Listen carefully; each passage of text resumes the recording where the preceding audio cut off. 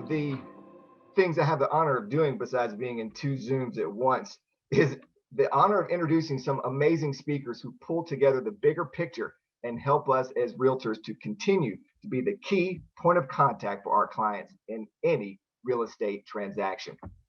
Today is particularly special as we take some time to talk about the future of Charlotte. Despite a turbulent and unprecedented year in 2020, people are still flocking to the Queen City of Charlotte. How we manage that growth will go a long way in determining if that trend continues. Now, in today's Realtor Hot Topics, we'll learn about Charlotte's comprehensive 2040 plan, the Unified Development Ordinance, and Charlotte's Tree Ordinance. That means we welcome 4 unique perspectives on our panel today who will discuss the process of putting together a comprehensive, dare I say, visionary plan for the city of Charlotte, as well as what we can expect as we look towards the future. Now, ladies and gentlemen, for the moment we have all been waiting for, the main event, a powerhouse of proficient knowledge is in the Zoom, including Allison Craig, Deputy Planning Director for the City of Charlotte's Planning, Design, and Development Department. In this role, she oversees the Land Development and Entitlement Services divisions, the Urban Design Center, the department's HR and budget operations, and serves as backup to the Planning Director. She also provides oversight to the city's one-stop shop initiative to create a multi-department collaborative approach to land development permitting that opened this year as the Charlotte Development Center. We also have Alicia Osborne as the division manager of the Long Range Strategic Planning. Alicia is the director of the Historic End, West End for Center City Partners. She was formerly a planning coordinator for the Charlotte-Mecklenburg Planning Department and has been for more than 12 years of private and public sector placemaking experience in zoning, capital facilities, environment, transportation, and land use planning. She has led development of policy plans for neighborhoods, transit station areas, business corridor revitalization, community engagement, and public outreach models, and participates in zoning review. Alicia was also a strategy lead for the city's community investment plan, where she leads the coordination of a whopping $135 million in capital projects for East Charlotte. Next, we have Laura Harmon. She's the division manager of entitlement services and has worked with the Charlotte Planning, Design, and Development Department for 30 years. She previously worked as the department's transit, community planning, and economic development initiatives, and is currently the division manager for the Entitlement Services Division. Entitlement Services is responsible for the rezoning process, annexations, and the development and implementation of the city's first Unified Development Ordinance. And finally, we have Tim Porter, Chief Urban Forester. Mr. Porter has worked for 6 years for the city in both the Land Development Urban Forestry Group and Landscape Management Division. In 2019, Porter was appointed as Chief Arborist. His previous work includes the U.S. Forest Service, Urban Ecology, the Urban Ecology Institute, and Cornell Cooperative Extension. Along with his master's degree in forest and natural resource management from the State University of New York's College of Environmental Science and Forestry, Porter also holds a Bachelor of Arts in English and Communications from USC Aiken. Porter leads the tree planting and care efforts, tree ordinance compliance, and fulfillment of council's goal to have 50% tree canopy by 2050. A hearty good morning and welcome to you all. We are looking forward to a great program. Allison, good morning. How are you? I'm doing great. Thanks for having us here. Thank you for coming. Great. Well, I'll kick us off on behalf of all the city staff that's here today. I just wanted to say thank you for inviting us to talk about these really important initiatives that we are embarking on here in the city planning department. So today, as David mentioned, we're going to talk about the 2040 comprehensive plan, the Unified Development Ordinance, and the Tree Canopy Action Plan. And each of our project managers for those initiatives will be leading the presentation, but I wanted to take a minute just to help explain the bigger picture and how they're connected with one another. So the 2040 plan is the first comprehensive plan for growth that the city of Charlotte has had in 45 years. We've used small area plans, district plans, and other means to set policies and understand what the community wants for the city of Charlotte. And this is the first time where we've undergone an effort to look at this holistically across the entire city to see what the community aspires for their city, what goals, how you want to see growth, where you want to see growth. And that's what this effort is currently intended to do.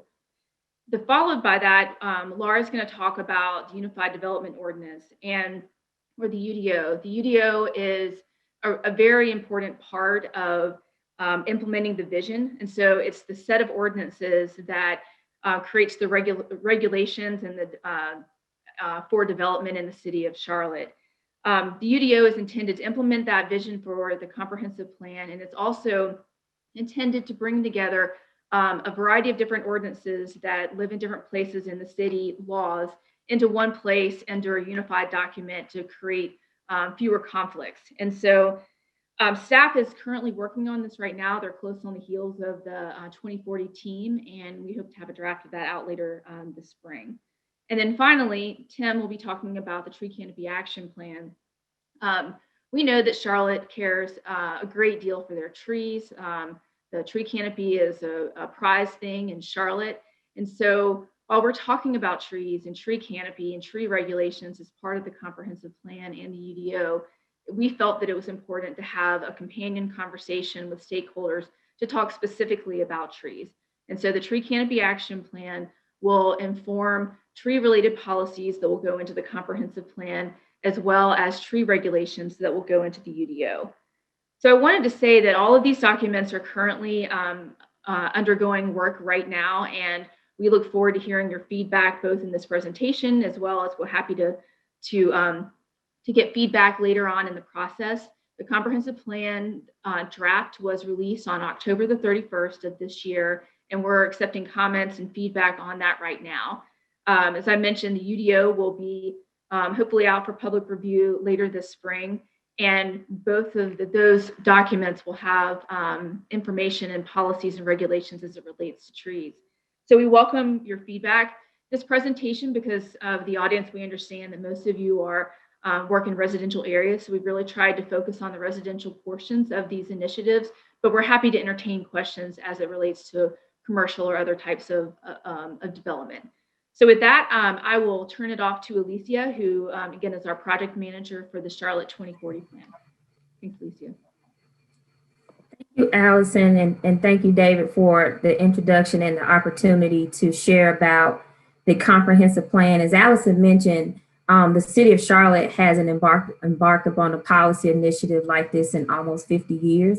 So with that being said, there's a little bit of pressure, one, to make sure that we have a very inclusive process that listens to all of Charlotteans and residents and business owners, but also be very innovative and bold in our thinking about how we should grow and develop over the next 20 years.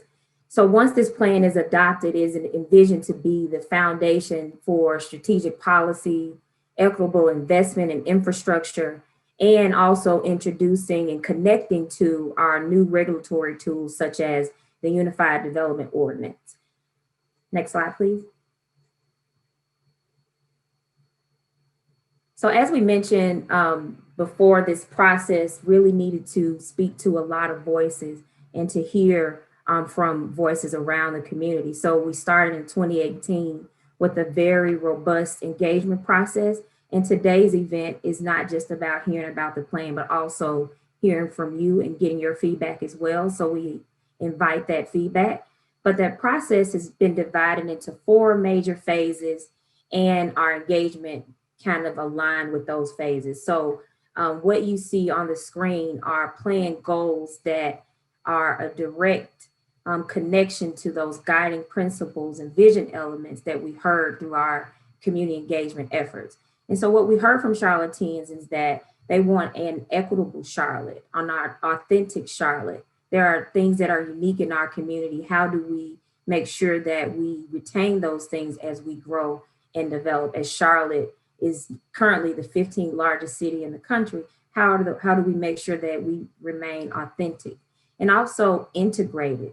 What you will see today is that how we're thinking about expanding our toolbox for growth and development is integrating our thinking about place, partnerships, people, and making sure that we create a resilient and prosperous community moving forward. So the 10 plan goals, and I'll just highlight a few, really can be categorized into 4 big categories around neighborhoods, mobility, health and environment, economic resilience, and our identity and charm. And so for the purposes of today's discussion, I'll focus more on the neighborhood housing and neighborhood residential goals that are established in the plan. But if you haven't reviewed the document yet, the plan is organized. They have the plan goals, and within each goal, there is an objective or metrics. We need to know if we're hitting our mark as we grow and develop. If we're not, what do we need to change and pivot on? And how do we start to steer things in the right direction? So there's objectives and goals. And then there's also policies, projects, and programs. So this plan will be kind of the guiding light and that living document in terms of how we invest, how we grow, and how we connect to other strategic initiatives throughout the city. Next slide. So the first goal I wanted to focus on is the 10-minute neighborhood. This goal gets a lot of energy around in the community because it speaks to how do we improve access to goods and services and amenities that people need in their lives, and that's jobs, housing, education, parks, libraries. How do we make sure that people can connect to those things within a 10-minute walk, bike, or safe transit ride? That's a pretty ambitious goal, but we know that over the next 20 years, that gives us a high mark to achieve. And so within that, some of the big ideas around achieving that goal, that 10-minute neighborhood, we heard a lot about, and we're experiencing now, particularly in COVID, issues around food security and food accessibility. So the plan talks about creating an action plan on how to address that. And then also thinking about as we grow and how in the community, how do we make sure that we empower our community to be a part of that development conversation, looking at community benefits agreements. So the goal number 2 is around neighborhood diversity and inclusion. Throughout our engagement process and in the past 10 years, me planning in Charlotte, we heard a lot about the missing middle housing market.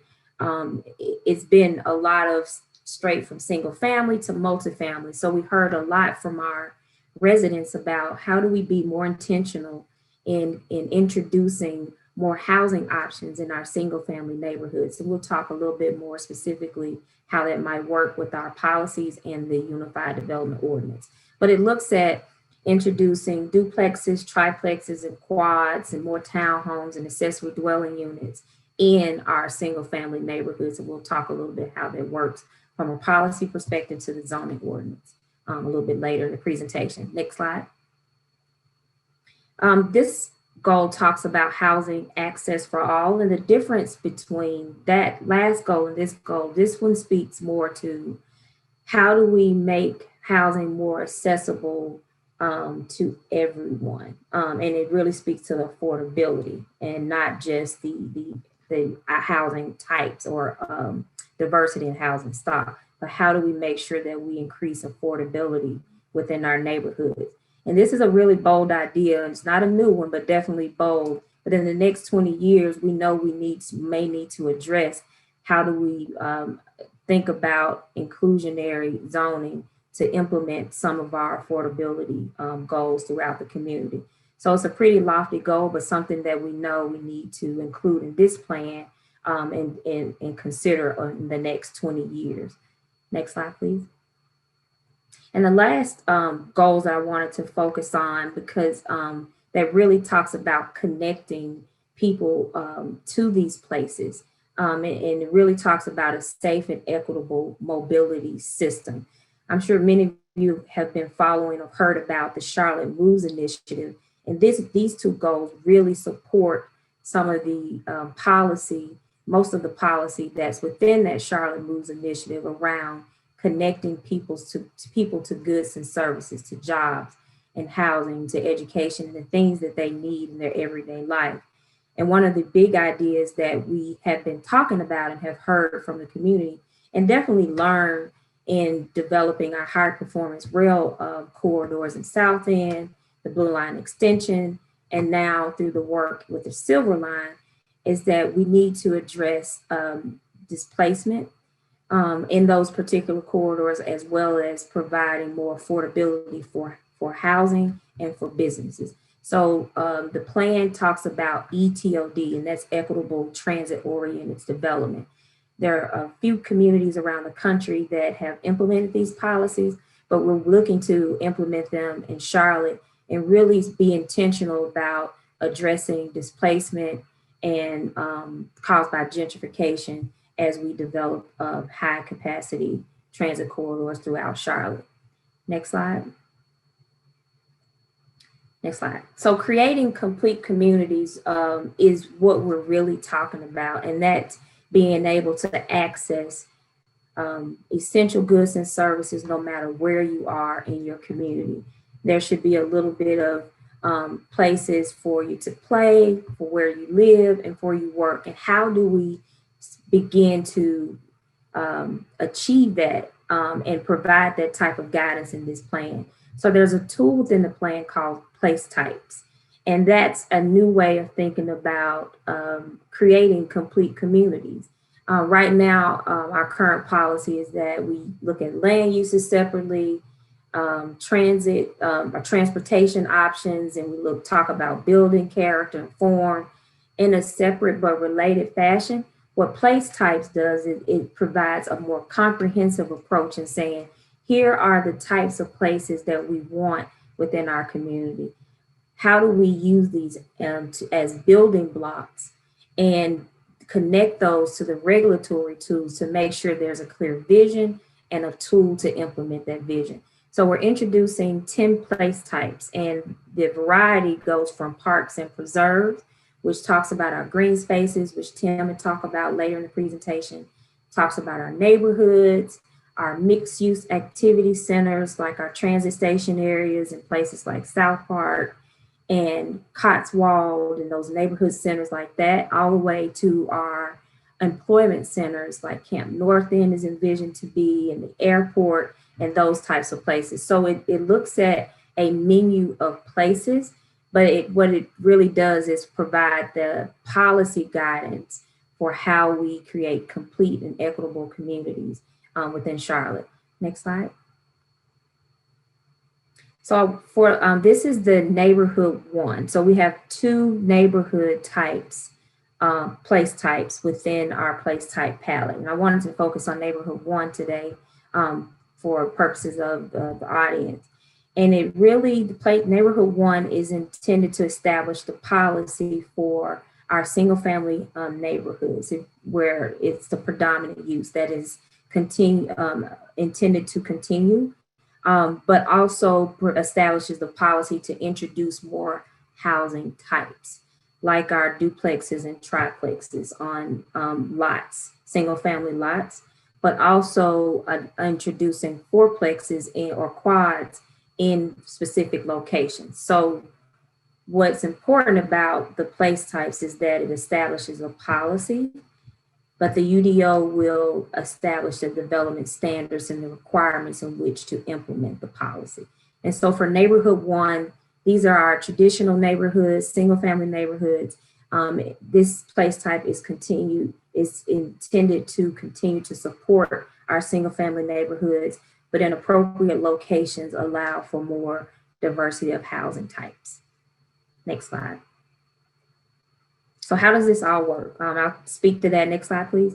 I'll talk to that, speak to that in the next series of slides. How does it all fit together? So a simpler way to put this is that the comprehensive plan provides the vision for how we grow. Our development ordinances and our strategic plans, our zoning map and our countywide plan really speaks to where we grow. And then the next step in that is how do we invest and implement that growth vision? And that's through our public investment, our private investment, and other financing tools that the plan introduces. Because what we do know is that as Charlotte's continuing to grow, we have to be more creative in thinking about how we might pay for that growth as it comes. Next slide, please. So one of the components of the plan that really starts to help us to establish priorities and based on our knowledge of that, we know we have limited resources moving forward. So that component of the plan is called the Equitable Growth Framework. It looks at one, establishing where our vulnerable populations to displacement are and what parts of our community have limited access to the goods and services they need, limited access to housing opportunities, employment opportunities, in those areas that have been adversely impacted by some of our land use decisions and environmental justice factors or considerations. So it's a few indicators that and about 80 metrics that help to us to understand how all these layers fit together to help us to prioritize where our greatest needs are in our community. So after the plan's adopted, during our place type mapping exercise, that's when we'll have that community-wide discussion about where our priorities and greatest needs, and how do we make sure that as we invest in the future, that we're doing that in an equitable way. Next slide, please. So how does this plan affect me? It's really, we're looking at it, if you're a resident, it provides more transparency in the planning process. Us as industry professionals, it's pretty easy for us to understand the zoning process, land use process, how things get developed and how the process for making that happen. But what the plan does through our engagement, it really starts to simplify and create a platform for our community to understand what planning means to them. And this plan will provide processes and the platform for more transparency and predictability. If you're a developer, it's updating and refining our development goals through place types, really being clear about the vision of the places we want to see, where those should be, and then being consistent with that vision and our regulatory tools. And then also just being really clear about the city's priorities and providing more predictability in the development process. If you're a business owner, it's understanding what the city's investment strategy is based on our greatest needs and where we think growth should happen in our community. And also through place types, providing more flexibility as to where you should go or where you can go, and helping us achieve these complete and equitable communities. And if you are a city council member, this plan will help provide more straightforward and understanding of the planning process, and provide more transparency and predictability in that process as well. And then ultimately, if our vision aligns up with our implementation tools, our regulatory tools, we'll see fewer rezonings because it's very clear as to what the vision is and how to implement that using our existing regulatory toolbox. Next slide, please. So what happens after the plan is adopted? After the plan's adopted, through the plan, we establish the place types. That's the 10 place type palette that says, here are the places we want to see in our community. We'll use the community planning areas to simplify how we should map those place types once the plan is adopted.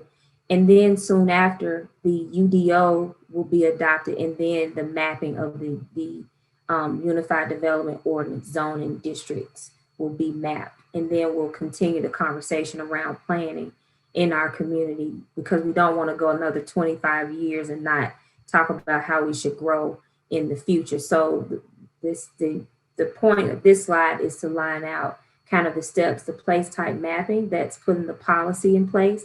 And then the next step would be to put the regulatory tool in place to implement the policy.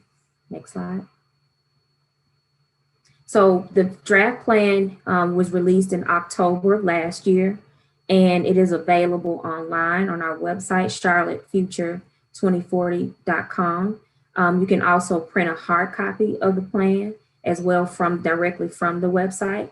And also there are hard copies of the document at our public libraries for those who may not have access to the internet, or maybe you just want to fill the pages of the plan. The plan is available in 19 locations around the city. Next slide. And there's several ways to comment on the plan. There's a feature in the e-plan, the online version of the plan. You can comment on each page of the plan. So that page, you can comment on the plan directly. You can also send us an email and request a form to write out your comments, should you choose to do that, or just email us directly at Charlotte, CLT Future 2040 at charlottenc.gov to share your comments. Or if you're visually impaired and you want to make a phone call to share your comments, you can dial 311 and the operator will take your message and share your comments that way. Next slide. So after we receive the comments, part of the process is, and what we're going through today is just reviewing a conversation about the contents of the plan. The ultimate decision for plan adoption lies with a recommendation from Planning Commission to our City Council, and that will happen in April of this year. So between now and April, you have an opportunity to review the plan, submit comments, and those will be shared with our elected and appointed officials who will make a decision on the plan in April of 2021. Next slide. We also have a couple of engagement opportunities coming up as well. Again, reviewing the plan and providing your comments, but we'll also learn from others across the country who have done comprehensive plans. We have 2 speaker series on the second Tuesday of February and March. We'll learn from Minneapolis and Portland, Oregon. 2 speakers that have really kind of done the work and will share their knowledge about how this plan can work and what are their lessons learned. Next slide. We also have a city card game. The first part of our planning process, we had a board game to gather information about vision and values. We also have a virtual game and a deck of cards that uses the content from the actual plan to create a city. So you're using the project policies and place types within the comprehensive plan to create a city. It gets pretty competitive, but it's a really fun way to engage our community from ages 8 to 80. So if you're interested, feel free to email us. We can host a game for you or give you hard copies of the game to play with your family, friends, or neighbors. Next slide. At any rate, please stay connected to the process. You can join our email list. We send out regular email blasts about our events and things that are happening with the process. Visit our website, cltfuture24.com, or follow us on social media for upcoming events. At this time, I'll take a few questions. I think David was opening it up for questions. Alicia Osborne, the City of Charlotte's Division Manager for Long Range and Strategic Planning. Thank you very much.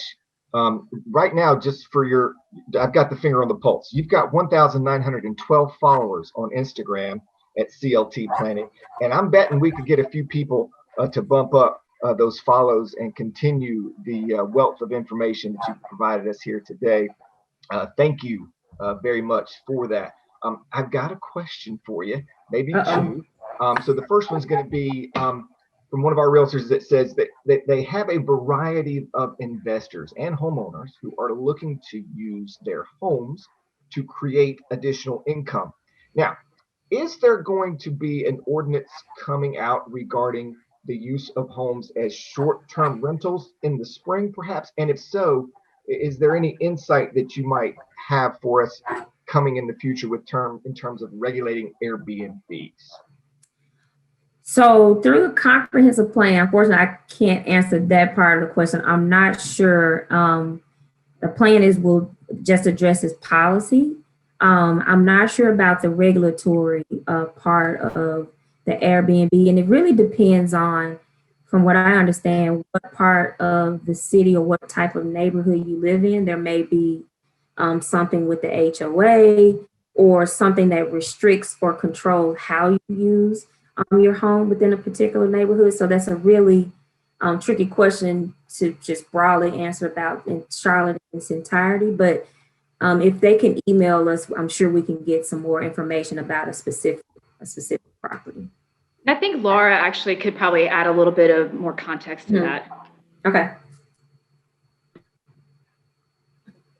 There's definitely no easy answers. I manage HOAs for a living. I'm president of an HOA, and we don't allow it. Some do, some don't. So you hit the nail on the head even when you say, "Hey, can't really answer that." There's not an easy answer. It's not a broad brush. I actually I loved the idea of getting goods and services within a 10-minute walk. Do you have, and I know it's far reaching because I'm not sure we even have the funding for it, but the Gold Line extension, if that is extended, it would effectively run through, I think, 4 of the 6 poorest zip codes in Charlotte. Is that something that you have your eye on as a potential? No specifics, obviously. I understand that, but you got an eye on developing that area as well? Yes, so the plan talks about definitely anticipating the extension of the goal line, and it does provide a great way to connect people to housing opportunities and jobs because it runs through the heart of our city, right? Like it connects the east side to the west side. And as our transit system partners are planning their system plan, I think it's the 2030 system plan, really looking at how to expand that type of thinking in other parts of our city. So yes, that is something we're looking at. That's really critical to establishing that 10-minute neighborhood so folks can be able to walk, bike, or jump on transit to get to the goods and services that they need. So yes. Alicia, thank you so much. We've got more questions for you, but we also got Laura, I think, on deck, the division manager for entitlement services. And if Laura, if I'm not rushing you, if you're ready to go, we can turn it over to you. So good morning. Absolutely ready to go. Thank you. And thanks for the opportunity for us to talk to you guys about what we're doing with the Unified Development Ordinance. So Alicia talked about the vision for our community and being set up by the Charlotte Future 2040 Comprehensive Plan. And there's some other policies that have been adopted, like the city's Strategic Energy Action Plan and what's being done on transportation. And one of the main tools to implement all of the policies in our community is through our regulations or ordinances. We use those terms interchangeably. And if anyone has worked with our regulations in Charlotte, if you've developed anything or tried to do an expansion, you might find that there are lots of regulations in lots of different places right now, and maybe using somewhat different terminology and so forth. So what we're doing is bringing all of those regulations together into a single unified ordinance and updating the regulations at the same time. So we'll take our zoning ordinance, our subdivision ordinance, our tree ordinance, regulations on streets and sidewalks, and other environmental regulations, and pull them all together into a single document. And that's what the Unified Development Ordinance will be. Next slide. So a little bit, I talked a little bit about why we want to do this, to consolidate all of our regulations into a single document, to also take all regulations related to a specific topic, say transportation and streets, and all put them in one place so that you really can go to one document and easily find the answers that you need about regulations. We're also obviously aligning and updating those standards to implement what Alicia was talking about, the 2040 Comprehensive Plan and other policies. And we want to make our regulations simpler to understand, provide more common language, use more graphics. Our regulations comprehensively have not been updated since the early 90s. So we're really past time. We've done small Band-Aids, but we haven't looked at these across the board. And then finally, North Carolina has some very recent updated regulations related to planning and development, and we want to make sure we're compliant with those regulations as well. So in the future, as you, hopefully you guys will look at the UDO as we have a draft. And here's what you will see. You'll see the introduction, but then you'll see still a zoning section, which will probably be the largest section of the UDO. You'll see a section that talks about subdivision of land, streets, and infrastructure provision through development. You'll see a section on stormwater and natural resources, and then administration of the Unified Development Ordinance. So you'll have these different chapters, and hopefully, again, be able to more easily find out what you might need to know about regulations in Charlotte. Just to let you guys know how we have been working to this point, as we're still in the midst of drafting the ordinance. We have a consultant, Camiras, out of Chicago that we're working with, and a staff team. And in fact, Alan Goodwin, who is taking us through the slides today, is the deputy project manager on the UDO, and we have some other folks working on it as well. But we're not just doing this internally. With city staff, we also have volunteers that are serving on our Ordinance Advisory Committee. And they represent neighborhoods, sustainability interests, design and development interests. So a range of folks, so we can get a range of perspectives to help us really look at our proposals and fine tune them and get them ready to bring them out to the public more broadly. Lots of advice and feedback from them, and they're meeting with us and have been for a few years now, once or twice a month. Really important group in moving this forward. Our schedule, at the top, you see a very generalized schedule for the comprehensive plan that Alicia talked about, and in orange on the bottom, our schedule for the Unified Development Ordinance. So we anticipate having a draft ready to go this spring out to the public for everyone to look at, and then an adoption process which will include lots of opportunities for community input, engagement, feedback, and then taking this through our Planning Commission and City Council, aiming for adoption in the fall of this year. So now a little bit into the guts of where we are, and as Alicia focused on those neighborhood place types, that's also what I'm going to do.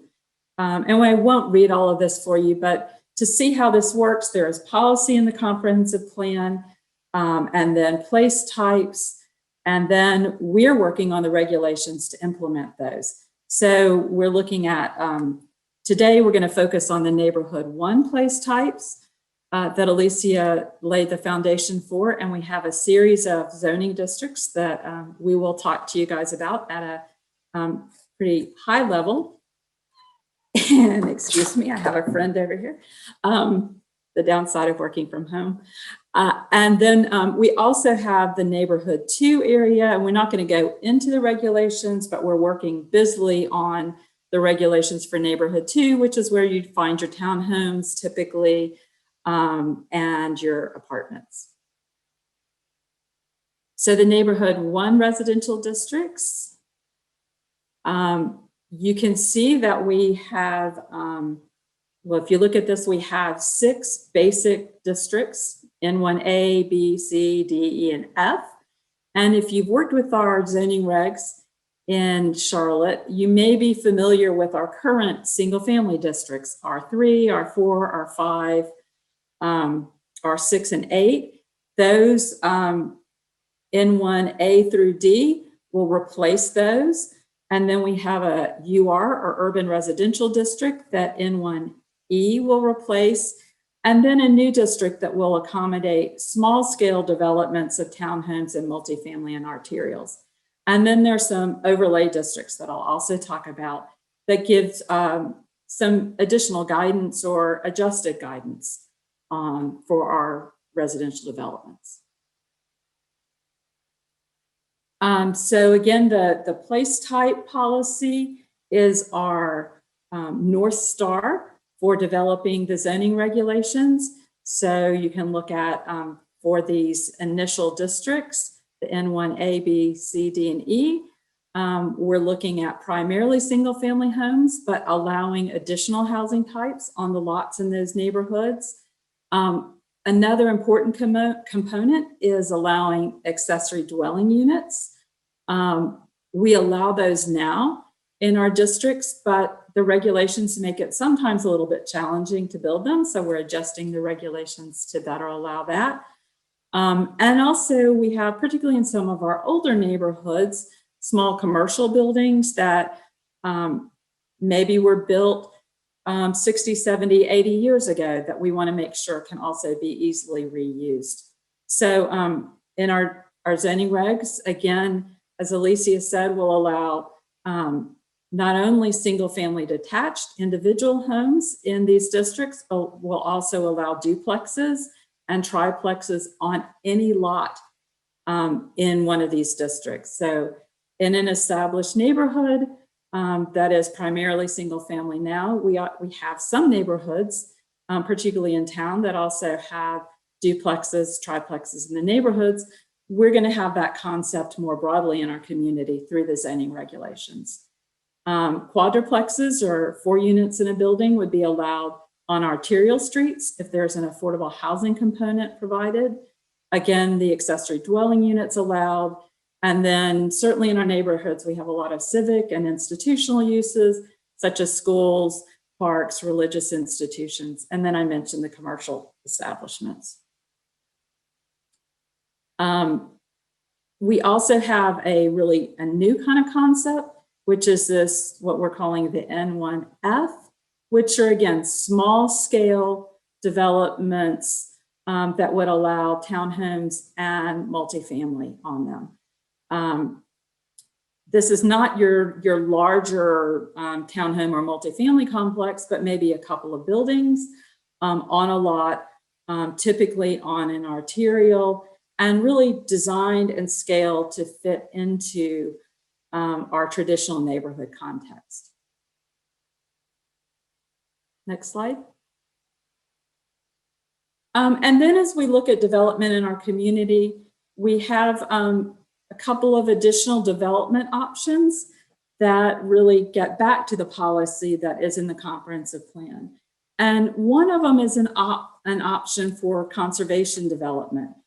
You may have a site that has some environmental features that are really important to protect and that we'd all like to see protected.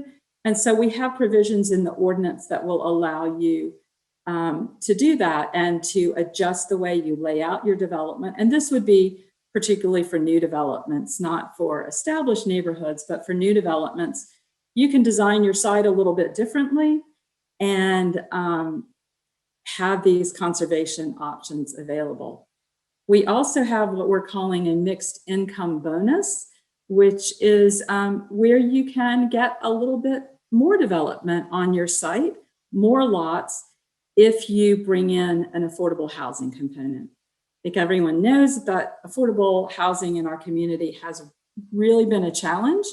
And so we're trying to see how we can help to work this into development as it occurs, somewhat organically, as well as obviously a number of other programs that the city has with respect to affordability. But in our regulations for residential, we are looking at a bonus of additional lots if you do mixed income. And then we have some overlay districts. We have, and I won't go into detail on these, but cottage court, a little bit different design where you have smaller scale buildings really around a little open space. And you can see the picture on the left, kind of gives you the best idea of that. So an opportunity for people for new development to come in and apply through a rezoning to put a cottage court overlay on your zoning and allow this type of development. We're also looking at another new concept, which is some regulations for residential infill that will control, particularly for in-town established neighborhoods, height and dwelling unit size to really be compatible with the environment that's already there. And then the last overlay that we're looking at is something called neighborhood character. Again, we are dealing with a community that is largely built out with a lot of established neighborhoods. And there are neighborhoods that have some really unique character that the residents of that neighborhood may decide that they would like to preserve and have the ability to come together and apply for a neighborhood character overlay, which will set some unique standards for their neighborhood. It may be that you're in a neighborhood where the majority or all of the homes are one story.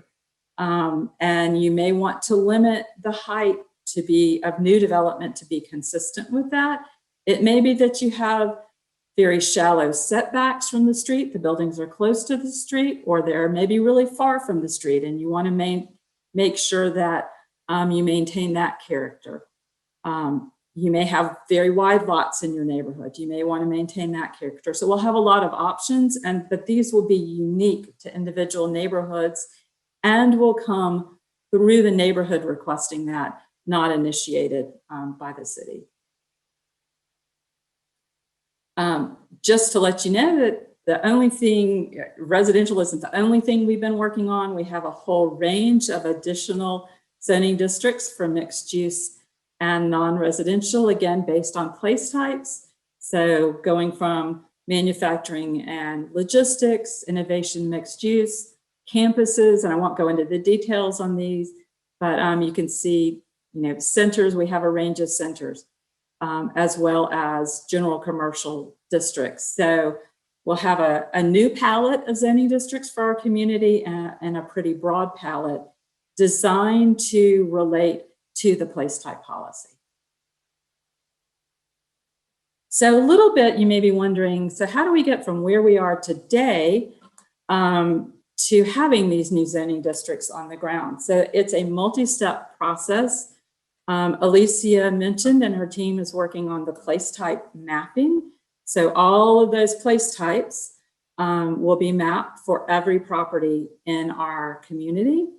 Every property will have a place will be called a place type. So if you're neighborhood 1 place type, your property will be mapped as neighborhood 1. Within moving into the Unified Development Ordinance, we are going to have new zoning districts that relate to the place types. We are going to translate our current zoning districts to the new districts. And maybe the best way to explain this is if you are familiar with the R3 zoning district we have now, with the adoption of the UDO, that will translate to the neighborhood 1A district, and all properties that are zoned R3 with the adoption of the UDO will become zoned, will have zoning neighborhood 1A. The same for R4, all those properties will become neighborhood 1B and so forth. So we will have a translation, and we will be talking about this broadly with the community, getting the word out. But you guys are first, a great group to get this first out to let you know that your zoning districts on most properties in our community will be changing with the adoption of the UDO. And then finally, we will be going back and assessing the zoning after the UDO adoption to see, are we aligned with the place type mapping? And we did this with our transit-oriented development districts. We found that there were a lot of properties where we were calling for transit-oriented development, but they weren't zoned for that. And so we had something that Alan led, which was a major rezoning to take a lot of properties to the transit-oriented development districts. We'll be doing the same thing more broadly to make sure at the end of the day that our zoning on the ground for our community matches the vision that the community has worked so hard on through the comprehensive plan. And that's what I have. Be glad to answer any questions if you have any. Laura, outstanding. Thank you so much. We do have a couple of questions that we'll queue up for you. And I'll also remind everybody that I'll get some questions out here from everyone to the folks during this session. But the city, they'll also kind of fill in with some additional commentary that we may not capture at this particular recording. So keep that in mind. They'll help us out getting things to you. But a particular interest to some of our attendees, Laura, is the accessory dwelling units, and a lot of it is, hey, where can we look to see these at? And I know there may not be specifics, but if I could maybe try to direct, I know we're using words like arterial and collector roads. Is there I guess, a formula for where duplexes are? I have one in my mind of what a formula is, where they would likely come up. But in your mind, from your experience, where would their most likely destinations be? For duplexes or accessory dwelling units, or both? Duplexes and accessory dwellings are not the same thing. Excuse me. Let's do duplexes and triplexes first. Okay, so duplexes and triplexes per zoning would be allowed on any lot that is zoned one of these zoning districts. So if you have looking out the window now at my single family neighborhood that is zoned R3, but we have R4 zoning, R5 zoning, R6 and R8. Any of our established neighborhoods on any street, you could put a duplex and triplex on any lot. Okay. Where we see them now, say for example, you have your freeway like 277 that runs to the arterial road like a West Boulevard, and then the two closest roads, maybe Kingston and Worthington. That's where you see I see a lot of duplexes and triplexes. Would we get more there, or would you try to do more there, or would you try to spread it out around in different places? So that will really be controlled by the market. We will make the accommodations through the zoning, and then we'll see where the market finds that they belong. Hear that, realtors? It's controlled by the market. Great answer, Laura. I gave you two. There's more to come. Fantastic presentation. Say hello to your friend for me there. And we'll turn this over to Mr. Tim Porter if he's ready for us. Sure. Yeah, I'm ready to go. Okay. Good morning, everyone. I'll be talking briefly about the Tree Canopy Action Plan and how it fits with other policy work, specifically the 2040 Comprehensive Plan, Unified Development Ordinance, and the Urban Forest Master Plan. Also touch on some basic trends that are happening recently with our tree canopy. So the Tree Canopy Action Plan, or TCAP, there's another acronym for you there. Sorry, we have acronym overload in our lives, and that's another one for you. TCAP really is connected strongly and supported by the Charlotte Future 2040 Plan. It's really a subset companion project of the 2040 Plan, and it's guided by the core vision and values of that plan. And it's connected to the comprehensive plan, of course, but the UDO and the Urban Forest Master Plan. So we've touched on the comprehensive plan and the UDO. I'll give a little bit of information about what the Urban Forest Master Plan is. That is a high-level strategic plan. It includes the City Council's 50% 50 by 50 tree canopy goal, and really focuses on strategic initiatives like the canopy goal, community engagement, education, and so forth. And the Tree Canopy Action Plan is really looking to be a community-driven process that provides community-driven recommendations for tree canopy policy for the comprehensive plan and ordinance concepts for the Unified Development Ordinance. Next slide, please. Part of the TCAP also included some analysis on our tree canopy, where we were, where we are now, and this will help inform us and make decisions as a community on where we want to go. The good news is that Charlotte still has a very robust tree canopy.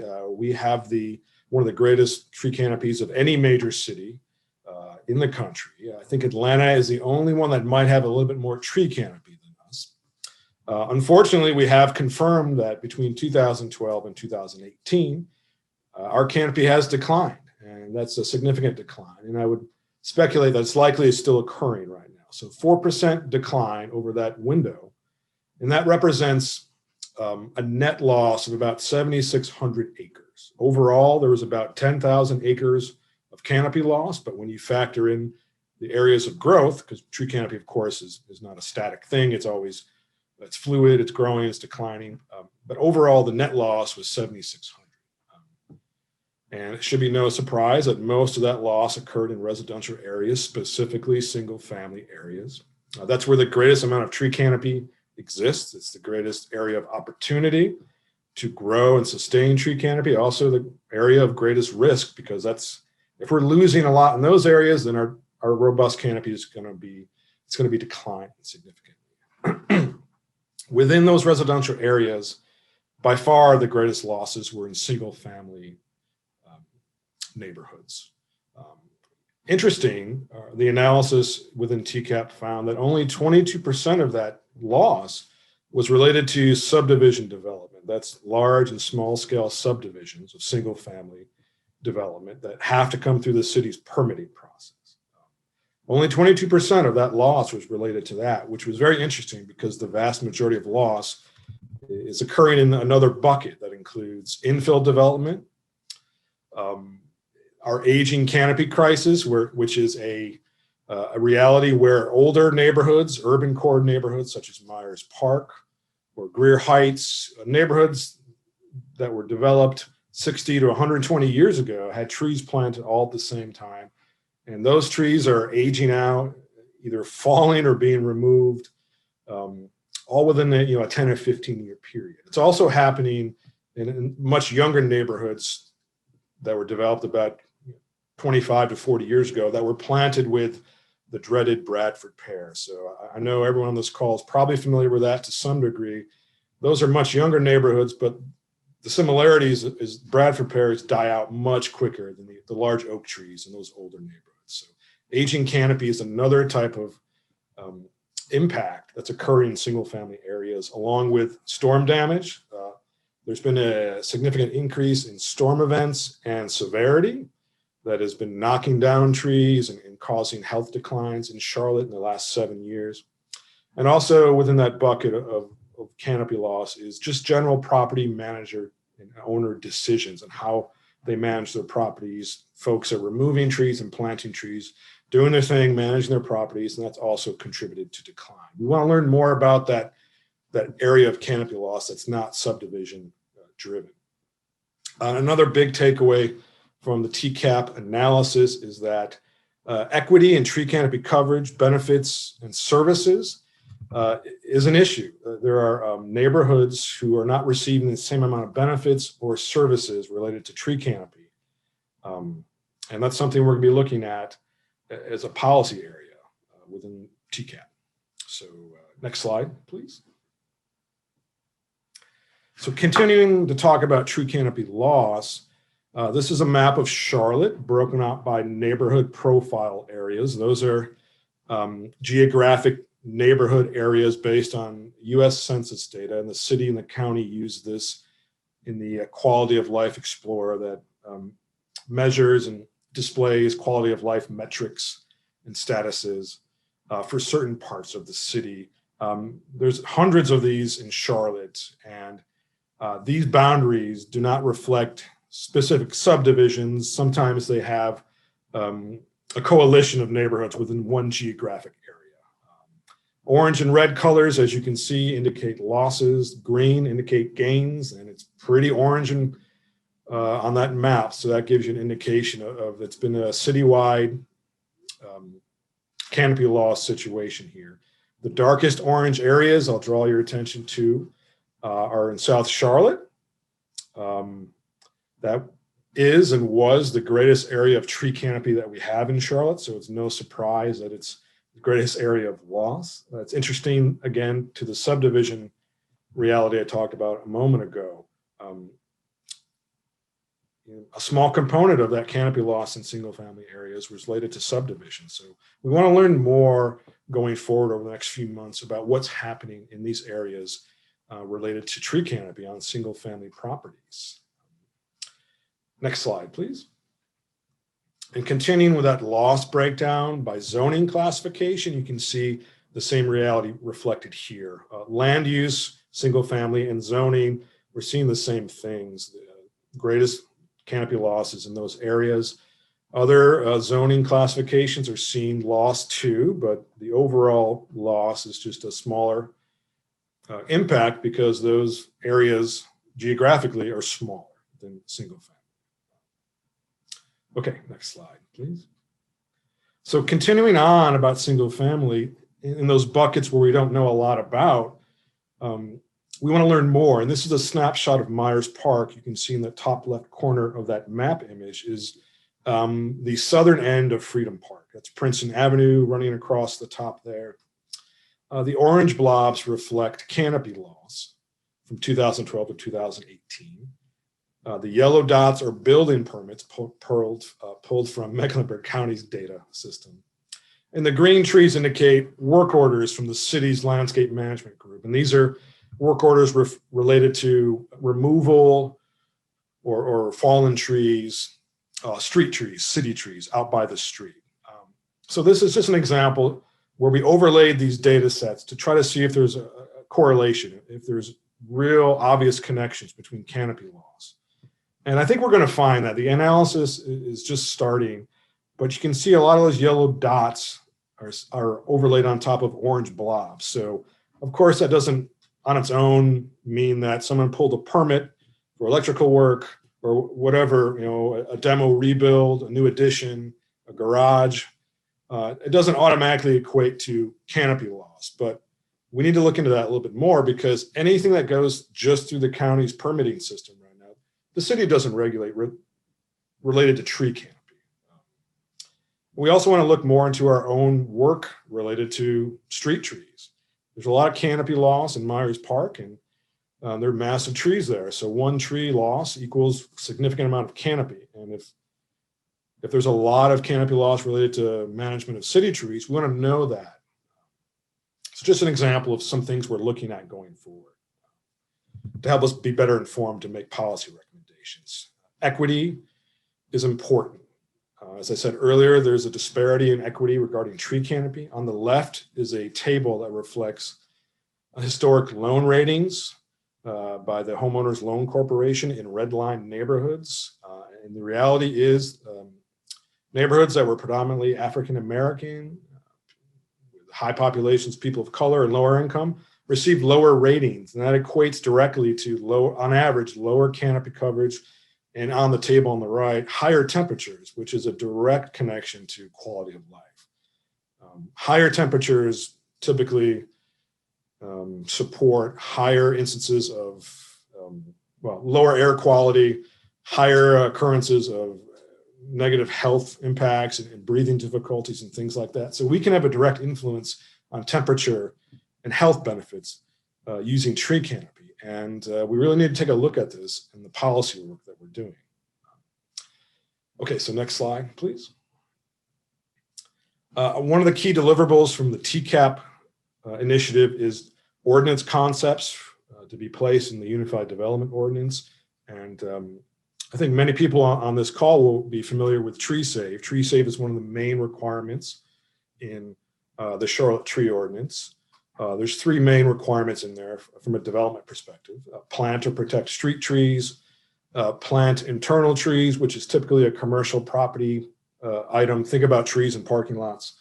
And then Tree Save, which is an area on single family property.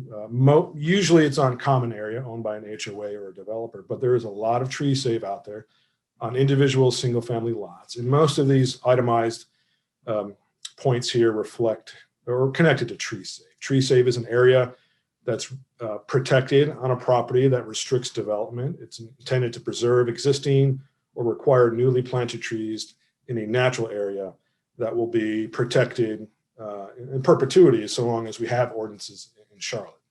So we're looking at breaking out Tree Save requirements by the new place type designation framework. Also increasing flexibility in tree save areas to focus on quality and amenity use. Bonus structure, looking at expanding the opportunity for bonuses for development customers.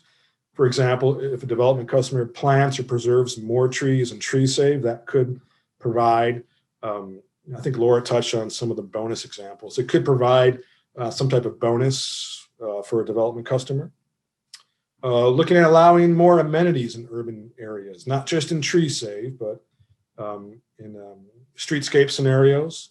We still want to plant and preserve as many trees or more, but we need to find a better balance between tree canopy, natural resources interest, and the other interests we want to have in urban areas and neighborhood one type areas.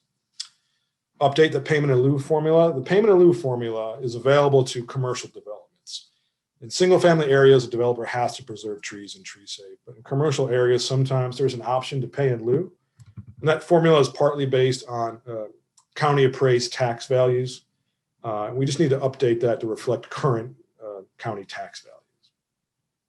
And another one I think is important to mention, which would be a big step, is based on tree canopy laws, stakeholder feedback from the TCAP project, consider additional protections for trees on single family properties. And that could be preservation or planting driven. Right now, as I said earlier, the city only looks at subdivision development for tree development requirements. This idea could expand to infill type development. So we have to do more work. Some of the analysis I mentioned earlier that we have to work on. Really, we need to have a better understanding of what's happening in single family areas related to tree canopy outside of subdivision development, because we need to be better informed to make policy recommendations in this area. If we're going to consider additional protections for trees, I think we want to know exactly what's happening, or we want to know better than what's happening right now, because our knowledge right now really is focused on subdivision development. So that was a really brief kind of synopsis of TCAP, what it is, where we are now, and where we're going in the future. Next slide, please. Where we're going in the future there, if you look, there's a lot going on this schedule. You saw one earlier, but the bottom right corner, you can see there's an urban forest master plan update. After TCAP, which is in the middle there, wraps up, which will be probably next month, we finished meeting with our stakeholders. That's going to connect and funnel into the comprehensive plan, the unified development ordinance, and then down in that right corner, the urban forest master plan. That's an effort that will be informed and supported by the work of TCAP, the comprehensive plan, and the UDO. And that will occur hopefully starting later this year, and maybe a multiple month process to update that master plan. The core component of that work will be looking at 50 by 50. Should we evolve and change our tree canopy goal? Or is it something that's still attainable and makes sense? So I really appreciate this opportunity and your interest. And that's it for me, for my part of the presentation. Tim Porter, thank you very much, ladies and gentlemen, Chief Urban Forester for the city of Charlotte. Tim, don't want to let you go just yet. We've got a couple of questions. The first one will be for you primarily. The second one you may weigh in on and want to pass for some additional. You may even knock it out of the park. Who knows? But a lot of realtors here are loving the initiative to maintain the healthy tree canopy around Charlotte. So thank you for your efforts. Do you know of or what kind of regulations are you hoping to put in place, or do you have in place that you're trying to reinforce that works as a part of the UDO that would require or encourage developers not to just clear cut everything on a lot? It seems like sometimes they can just scalp a piece of land and then maybe plant a few saplings or a few trees in the back sporadically. Is there any approach in your plan of attack or your implementation that would discourage this? I think there could be. We're still at a transition point between kind of finalizing the policy recommendations from our TCAP stakeholder team.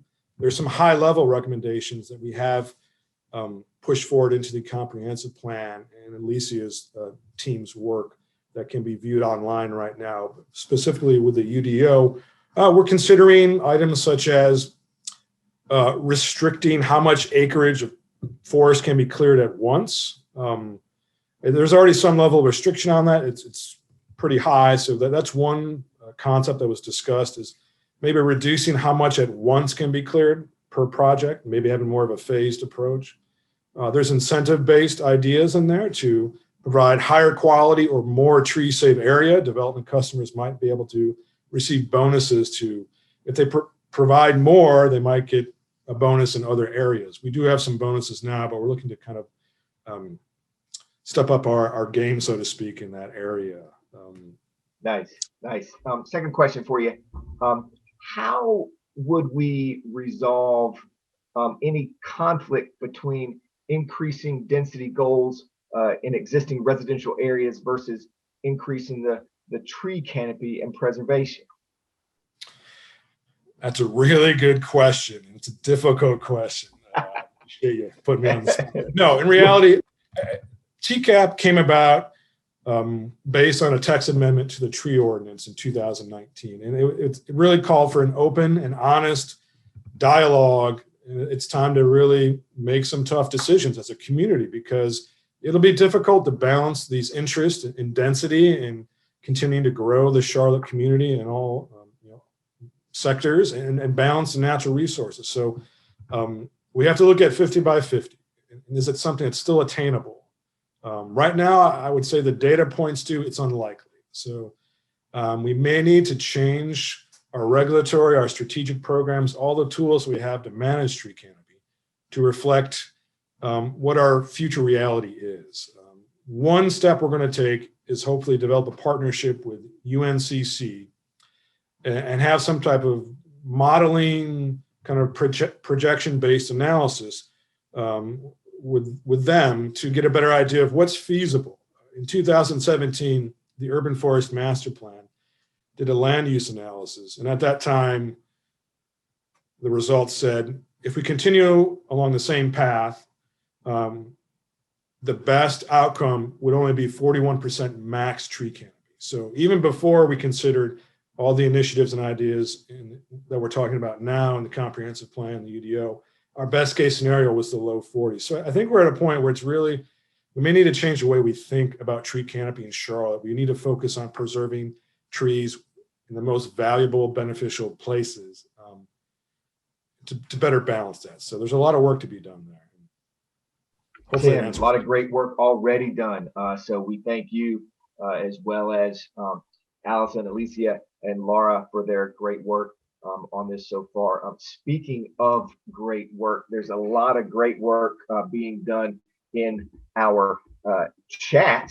I want to make sure everybody can get into there, and I want to draw your attention to your chat or your Q&A. When you go to the Q&A tab on your Zoom, you'll see some open questions, but you'll also see a tab at the top that says answered.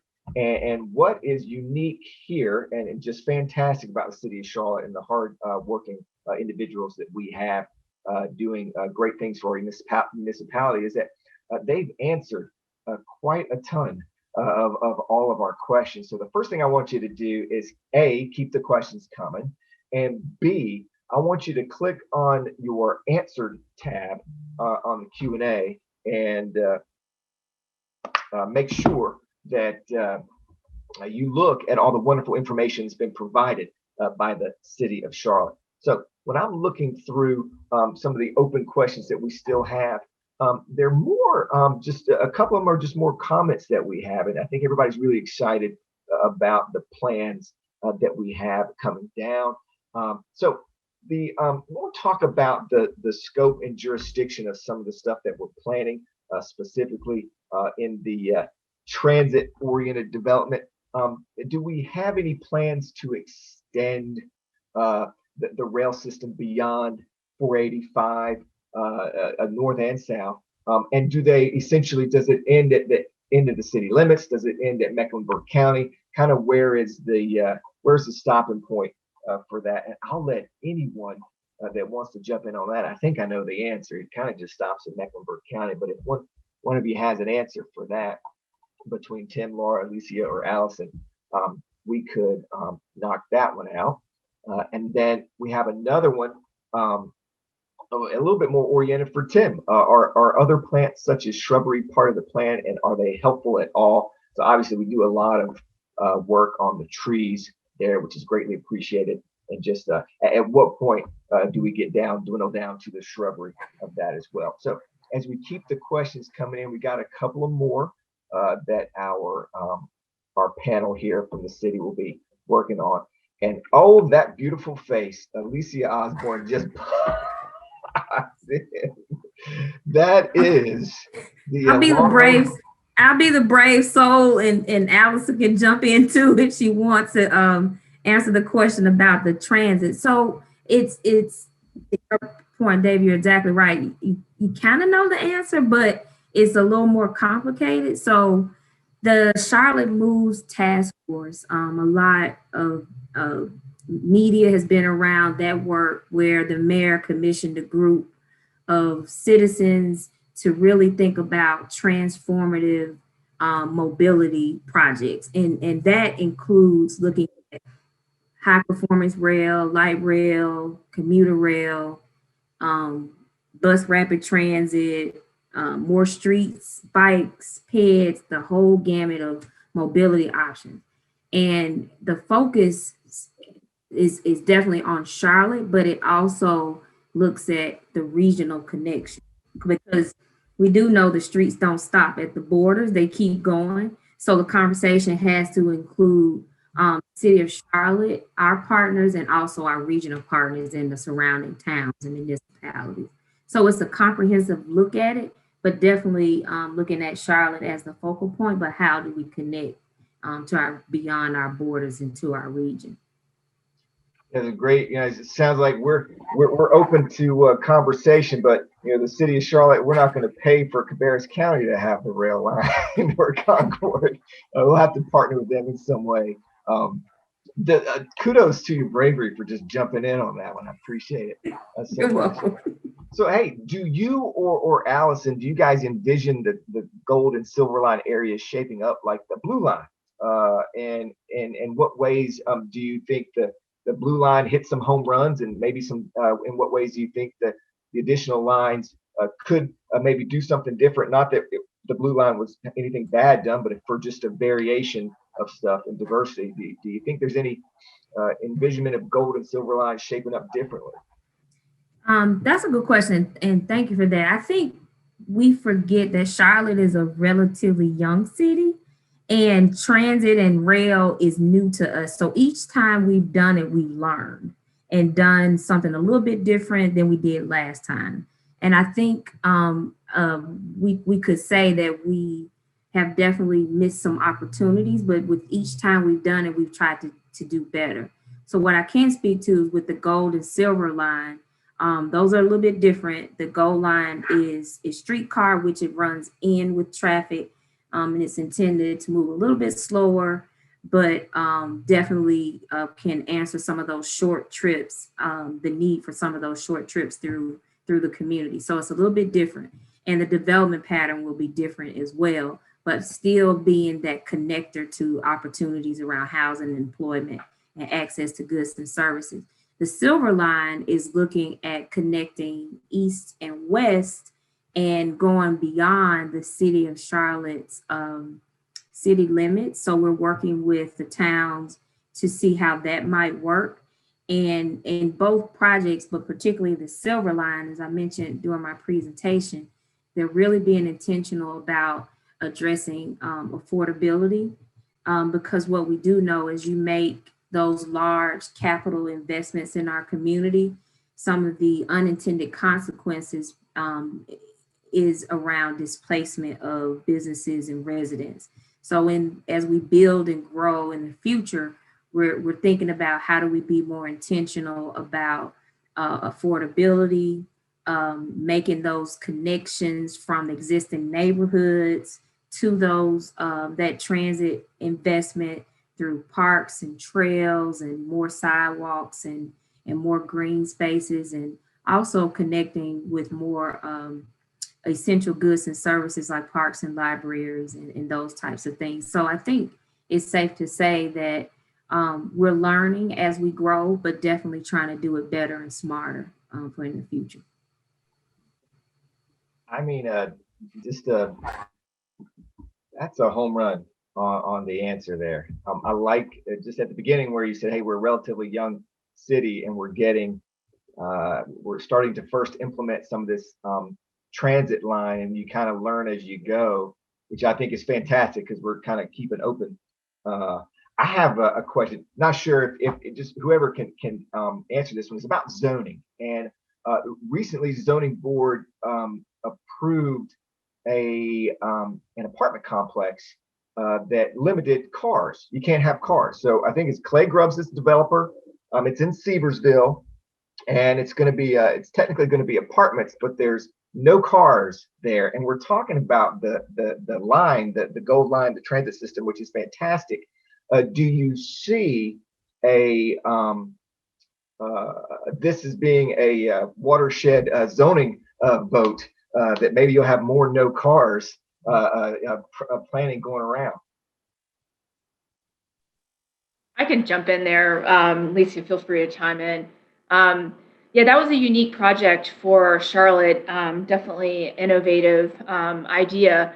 We recognize the fact that parking is very expensive, both to build as well as for individuals to own a car. It's often a third or more of your income. And so the idea being that if you can, maybe there's affordable units being provided there in that particular property, and we'd like to create opportunities for people to not have to have a car in order to live in the city. And so, that certainly will occur around our transit lines. In fact, our recent TOD, or transit-oriented development regulations, actually have a parking maximum and no parking minimum. So the idea being that we want to encourage more walkable, pedestrian focused. And that project, Clay, had some really unique things too, just to help people be able to live a car-free lifestyle that involved very extensive locker system for grocery delivery and other types of things, and providing scooter charging and lots of things to help make that an easier experience for the tenants. But a very innovative project that we thought was a unique opportunity for Charlotte.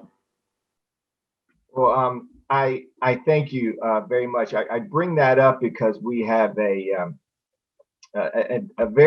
wonderful organization here in Charlotte, the Charlotte Crown chapter of the National Association of Real Estate Brokers.